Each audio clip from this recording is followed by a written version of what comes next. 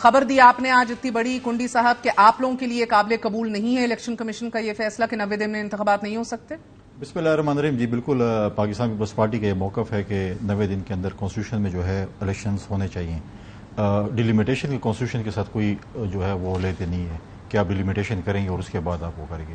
CCI में delimitation approve हुई है, लेकिन देखें डिलिमिटेशन में आपको फिर जो है वो आपको सीटें भी बढ़ानी पड़ती हैं सेंसस के बाद, लेकिन वो चीज इसमें नहीं है। सेंसस बढ़ाने के लिए आपको कॉन्स्टिट्यूशनल अमेंडमेंट करनी पड़ती है। आबादी का प्रोपोर्शन तो बाय एंड लार्ज वही रहा है जो 2017 में था, तो आपकी नेशनल असेंबली की सीटें तो बढ़ नहीं रही, तो उसकी वजह से आपको 2/3 अक्सरियत से कोई लेजिस्लेशन करनी नहीं पड़ी, मगर डिस्ट्रिक्ट लेवल के ऊपर सूबों टू सूबों जो एक इक्वेशन है वो तब्दील होगी। देखें, इसमें यह है कि आप इलेक्शन के बाद भी कर सकते हैं, जरूरी नहीं कि इसके लिए आप इलेक्शन को मुलतवी करें। और 4 महीने अगर काम है तो आप उसको, अगर ये भी आप चाहते हैं कि जी बिल्कुल हो जानी चाहिए और बहुत फर्ज है, तो आप स्टाफ बढ़ा दें, उसको डे नाइट काम कर लें, उसको महीने 1.5-2 में कर लें। जरूरी तो नहीं कि आपने 4-6 महीने कह रहे हैं, फिर लोग कोर्ट्स में जाएंगे। अगर मैं कहूंगा कि डिलिमिटेशन गलत है, मैं कोर्ट में जाऊंगा, सुप्रीम कोर्ट में जाऊंगा।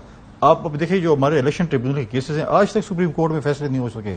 असेंबली खत्म हो गई, सुप्रीम कोर्ट में फैसले नहीं हो सके, तो इसका मतलब है कि फिर हमें कुछ दाल में कुछ काला नजर आ रहा है। इसलिए हम पहले ही अपनी इत्तेहादी जमात से कह रहे थे कि 60 दिन में इलेक्शन कराएं।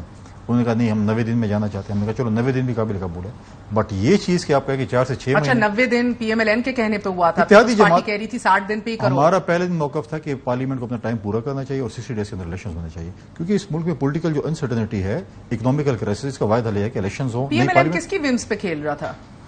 इत्तेहादी जमातें हैं, 10-11 जमातें थी उसमें। आपको कभी खदशा हुआ कि ये किसी की विम्स पे खेल रहे हैं और एक्ट कर रहे हैं? नहीं, हम तो एक बिल्कुल जो है उनके साथ एक अच्छी नीयत से सारे, मैं समझता हूं आपकी नीयत पे तो बात ही नहीं कर रही ना, मैं उनकी नीयत पे सवाल कर रही हूं। हमें भी फिलहाल उनकी नीयत पे कोई शक नहीं है। अभी भी नहीं है इलेक्शन, 90 दिन भी नहीं हो रहे, अभी भी नहीं है। नहीं, देखें, अब आज जो चीज हुई है, हम अपनी इत्तेहादी जमातों से पहले भी उनके कुछ काउंसिल ऑफ कॉमन इंटरेस्ट में प्रूव क्यों किया, वोट क्यों डाला जाके मुराद अली शाह साहब ने? फिर देखिए, सीसीआई की अगर आप बात करें तो सीसीआई में देखें 2 चीज और भी हैं।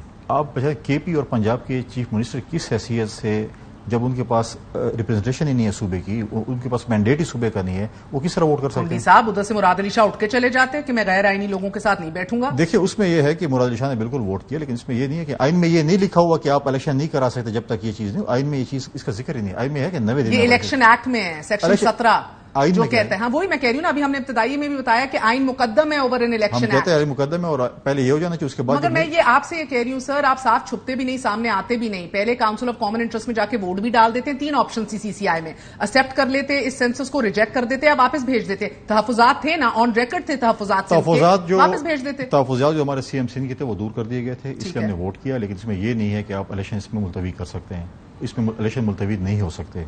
और ये आपकी स्टेटेड पोजीशन है। बिल्कुल, कॉन्स्टिट्यूशन में है कि आप 90 दिन में इलेक्शन कराएंगे। हम हमारी सीनियर लीडरशिप की मीटिंग भी, हम अपनी इत्तेहादी जमातों से भी इस पर बात करेंगे। और जरूरत पड़ी तो, बिकॉज खुर्शीद शाह भी पिछले हफ्ते कह रहे थे कि अगर इलेक्शन डिले हो, we will take a stand against it. जरूरत पड़ी तो अदालतों में जाएंगे आप लोग? जिसमें ऑलरेडी जो है आपकी सुप्रीम कोर्ट बार जो है ऑलरेडी वो चली जा चुकी है। आपकी पूछ रही हूँ, पीपल्स पार्टी अदालतों में जाएगी? बिल्कुल, हमारी जब कल या परसों जब भी मीटिंग होने जा रही है, उसमें बिल्कुल अपने एक्शन प्लान देंगे। And it is very much one of the options कि अदालतों का रुख किया जाए। बिल्कुल जा सकते हैं हम अपनी इत्तेहादी जमातों को भी ऑन बोर्ड लेंगे, उनको भी जाना चाहिए। अगर वो नहीं जाएंगे, हमारा अपने एक पॉइंट ऑफ व्यू, हम जाएंगे बिल्कुल कि बर वक्त इंतखाबात कराएं। बर वक्त के इंतखाब के लिए हम हर बार इस्तेमाल करेंगे। इलेक्शन कमीशन के किरदार से आप मुतमईन रहे हैं? मैंने जो पूरी उनकी हिस्ट्री भी बताई है अभी। देखिए, इलेक्शन कमीशन जो है वो डेफिनेटली हुकूमत की उस पर भी बड़ा असर है। इलेक्शन कमीशन, ठीक है, इलेक्शन कमीशन इलेक्शन करवाने, हमें आज भी कोई शक नहीं, हम आज भी कहते हैं कि दे हैड अ चॉइस। कब से पढ़त लिखत, 8वां दिन है पढ़त लिखत कर रहे हैं, बैठ के लिखत पढ़त। हम अगर हुआ तो हमारा डेलीगेशन इलेक्शन कमीशन से भी मुलाकात करेगा, हम उनके पास जाएंगे कि आप इस इलेक्शन को जो है इस मुल्क में इलेक्शन होने दें, उसके बाद अपना ये जो आपका जो सेंसस है, डिलिमिटेशन है, आप उसको बाद में करें। ठीक है। और केयर टेकर कैबिनेट ने आज हल्फ उठा लिया, आप मुतमईन हैं इस केयर टेकर कैबिनेट से? मैं उनके लिए दुआगो हूँ कि उनको जो टास्क दिया गया है फ्री एंड फेयर इलेक्शन कराने का। दुआगो तो मैं भी हूं ना सर, जरा सी थोड़ी। आज तो दुकान खुली नहीं, दुकान तो खुलने देना पहले। दुकान खुल के जो उन्होंने पेश किया, आप मुतमईन है तो ये कह दीजिए या तो है या तो नहीं है। आई मीन देखिए, मैं जो आए हैं टेक्नोक्रेट्स आए हैं, मुझे तो इन पे एतमाद है कि मुल्क को चला लेंगे, लेकिन चंद दिन बाद से फिर बहस करते हैं मुल्क किस तरफ जाता है। आपको कोई सियासी वाबस्तगी का इधर खदशा है?